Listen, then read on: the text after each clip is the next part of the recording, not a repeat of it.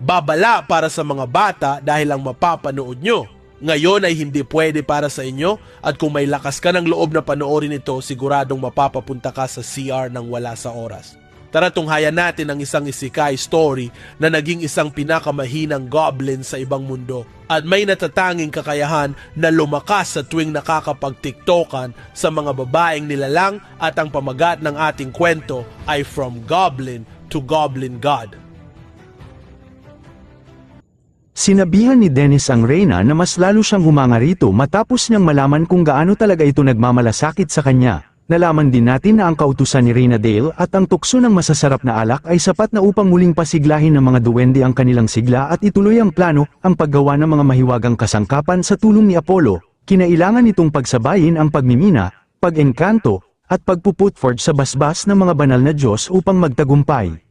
Kahit lasing ang mga duwende, malinaw pa rin sa kanilang isipan ang mga pamamaraan ng panday para sa mga mahiwagang kagamitan. Upang lubos na matutunan ang sining ng mga duwende sa pagpuputforge, si Lin mismo ay bumababa sa mga minahan at tumutulong, at nang malaman ito ng mga babae, nagsipuntahan din sila roon. Hindi inakala ng binata na ganito kahirap ang magiging trabaho niya.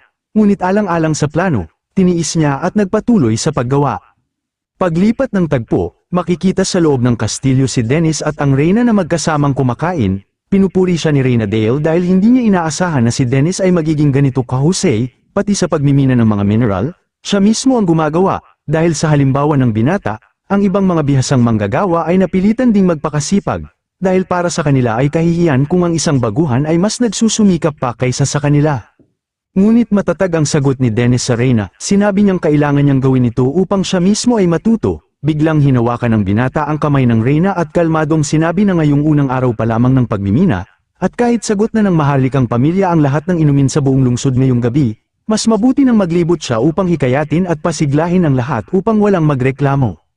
Alam ni Lin na sa ganitong paraan ay hindi maaapektuhan ang bilis ng paggawa ng mga mahiwagang kagamitan, ngunit nabahala si Dale, na pagtantong gabi na at maaaring may mangyaring masama.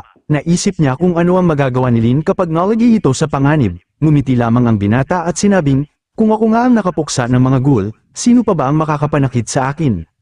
Muli ay lumipat ang tagpo, nakita si Lin malapit sa isang bar. Pagkatapos niyang makipag-usap sa mga duwende, nagpaalam siya at pinaalalahanan ng lahat na uminom hanggat gusto nila. Ngunit siguraduhin ding magsikap sa trabaho upang makamtan nila ang buhay na ninanais. Masaya ang mga duwende, taos-pusong nagpapasalamat kay Dennis, dahil sa kanya, hindi na sila mawawala ng trabaho at ng masasarap na alak.